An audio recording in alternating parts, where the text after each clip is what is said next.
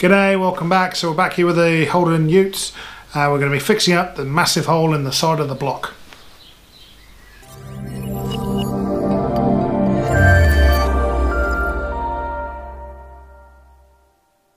Right, now you're probably wondering why there's a massive hole in the block.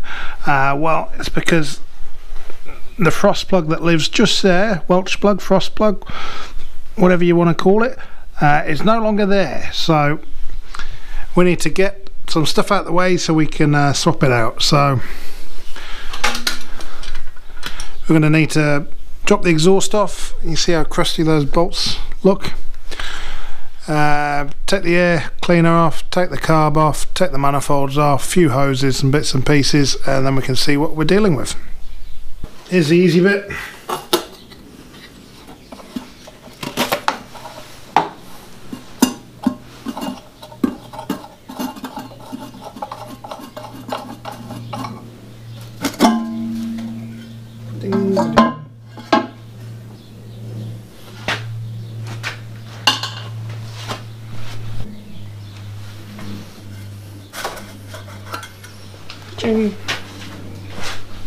On the car we've got the fuel line at the front, and you see we've got a vacuum advance which goes to the distributor. Yeah, that's broken, so that's something we can fix up. Crusty old carb. So yeah, a couple of bolts will have that all off.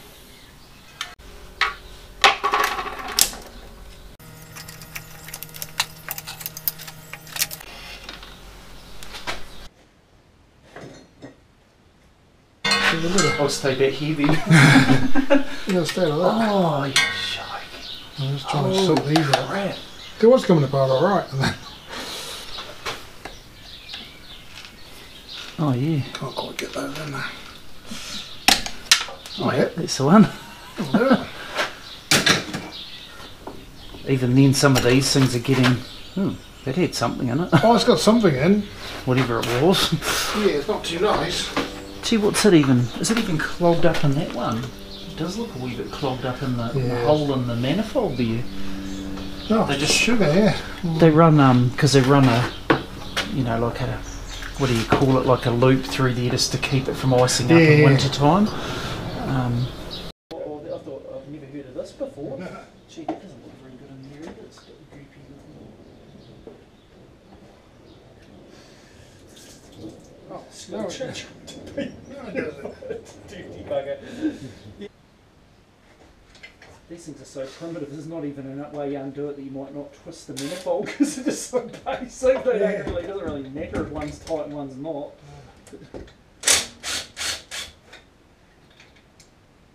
I had an XF Falcon. Oh yeah, many years ago. I drove it around Australia. Oh yeah, jeez, that'd be an ex-police car. XF, I'm trying to think what motors were they? 4 litre straight 6 carburetor thing, whatever came before the Barra. Sort of an old cross-flow motor, I think. Oh, something like that. Yeah. I blew the head gasket somewhere in the middle of the desert and drove it for another 15,000 k's. I was going to say, didn't they have a problem with twisting heads? I think they have to put a boring, what do they call them? It's like a block on them when they bore them to keep the ball, you know, a torque block to keep everything right, because, oops, sorry. Whoa. The whole lot comes off and that's the end of that. Oh geez, that was it. Wait till we... Oh, that's gross. Oh, do you know, you're right there, because that's going to probably be a wee bit out here. I might just need to pull that one down. That there, not that bit's nice and light. I've actually got a polished one of those somewhere. Oh, there's a new one. So, yeah, wow, so you could... That's amazing how clean that inlet is. Yeah, no, that's really clean inlet. Exhaust is exhausty. Well, but it's not oily. That's amazing. No, it's not. If it's dripping in oil, you start to worry. And there's our massive hole in the block. It's pretty well corroded too, so I need to clean that up a bit before we jab a new plug in it. Oh, look at that. That one's started to pop too. Oh, it does too. I can give it a wee tap. Hopefully it'll do the job. Yeah. It's funny.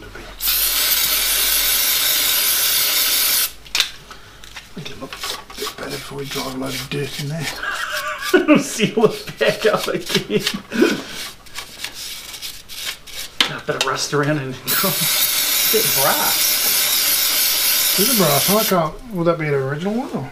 Or? I doubt that. I'd say that'd be a reconned one. Oh, don't they were always steel.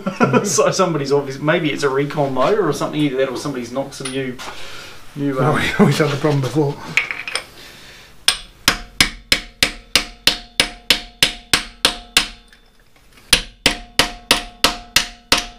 I've actually had frost plugs blow even around here on my jet boats. Oh, yeah. When I accidentally forgot to drain them, I was like, is it tight? That was a wee bit tight too. That's what I thought. They close up, eh? It's fucking always catches you out.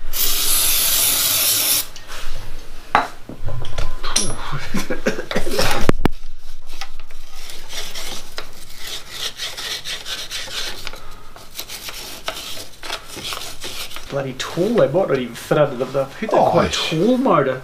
Oh, but if you've got to put a scoop on the top with a supercharger plugging out the top. yeah. No matter what you do. Yeah. I was thinking barrow motor and maybe a couple of those MR2 superchargers or something on either side of it, you know, to make it look like it's. I don't know if there's a set way to. Dry should be fine for this. How are you going to do that? Just get your light up to there. Above the.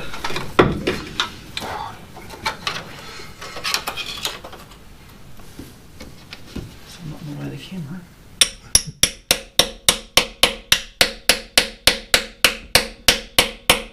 Because that's the hard thing to get them started. Yeah. Oh, is that on there?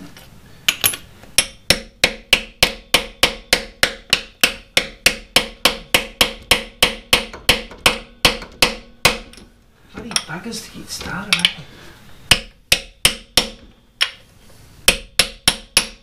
Oh, is how much Not really film it properly, really.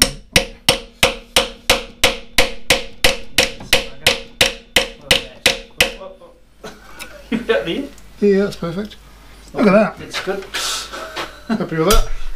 I hope I didn't get that light enough. Down so that the air flows around them better and all this sort of stuff, but cheapers, really? Oh. Okay. Jeez. Can you link another one onto that? Oh yeah.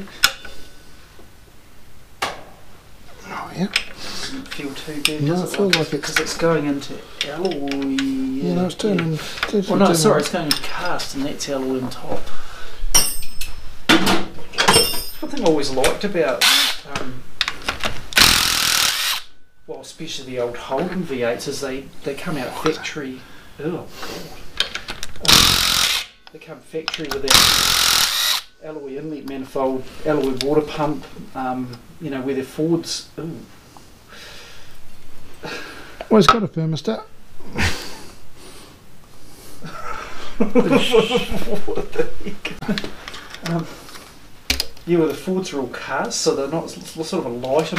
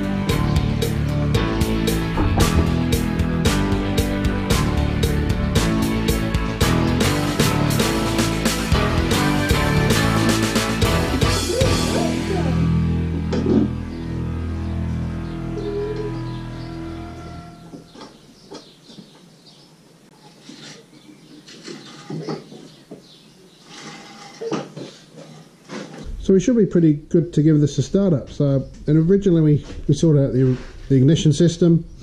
I've also drained the fuel tank and cleaned the fuel bowl on the fuel pump. Done some general cleaning. I sandblasted and painted the air cleaner just because.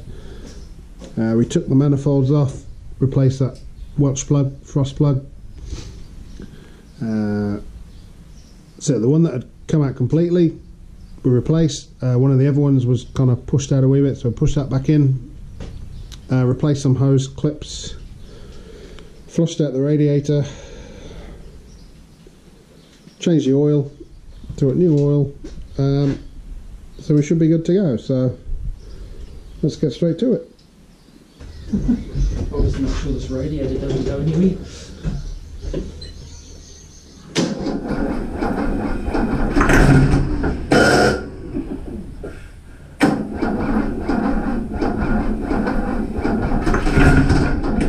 Give it a good dose.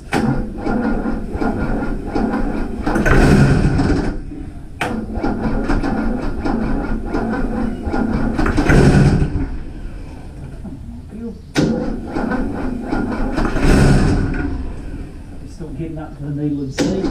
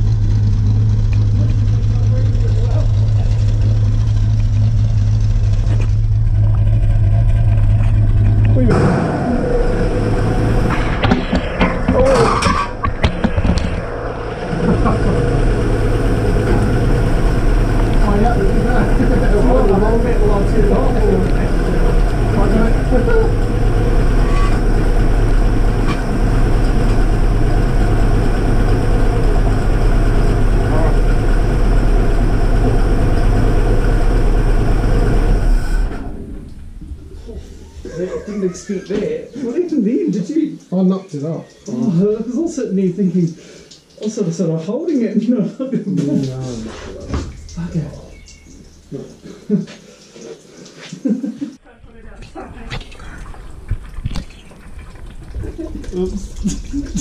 And here's what not to do. Oh, I did that alright. That was less than ideal. Unfortunately, I can't help being a bit of a dickhead sometimes. I wasn't paying attention. I went to move the tripod. I went and knocked the radiator into the fan. But a nice little hole in it.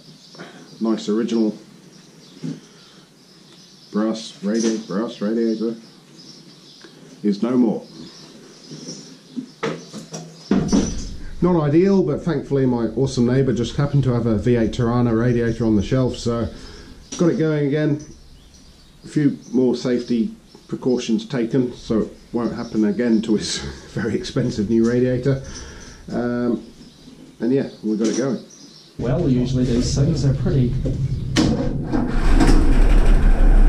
at that. It's just such big old motors. Yeah. Look how quiet it is. Oh, it is. That's what they're meant to sound like. It's nice and quiet, no noise. Oh, yeah, they do that a bit. It's not fuel injected. Oh, when they warm up, they're better. Yeah, when they're cold, they're real buggers like that. Until they get a bit of warmth into them.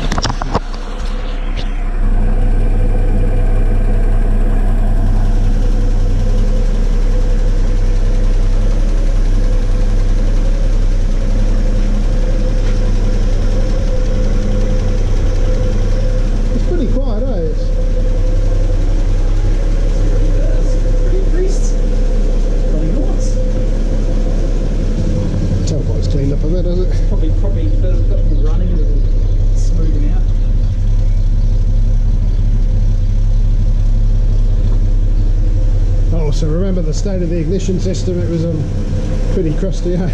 That's the thing, like you can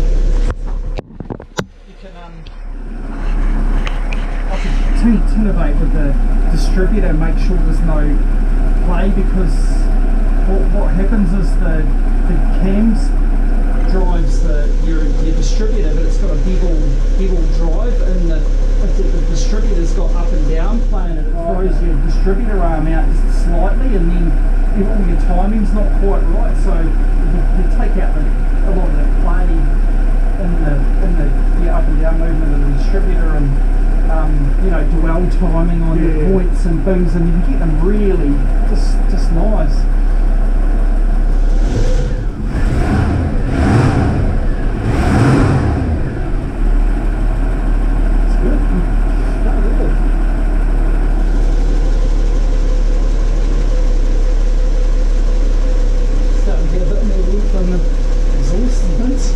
That's the thing, for just sitting, it hasn't really had much of a run at all. It's that's incredible.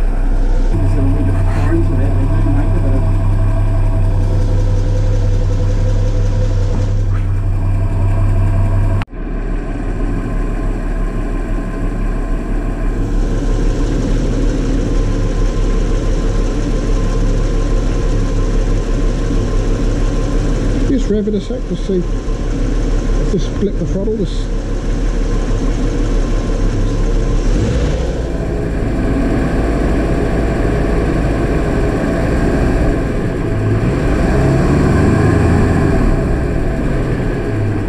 and then 1500, 2200. The voltage hasn't changed. You can see old 7.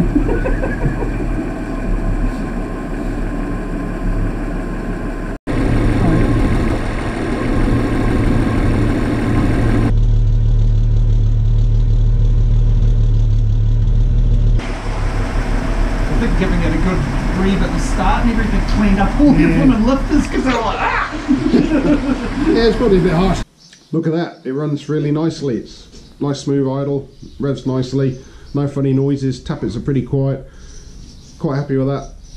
I think it's been well looked after, this engine.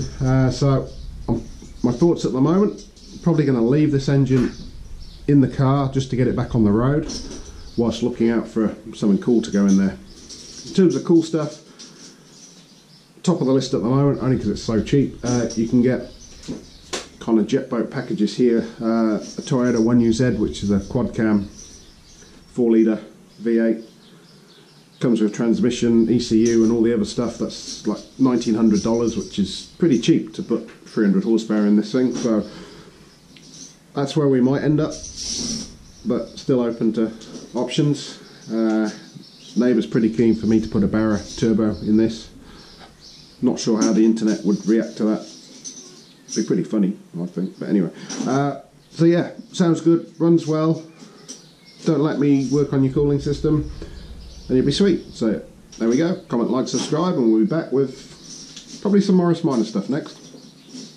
Cheers.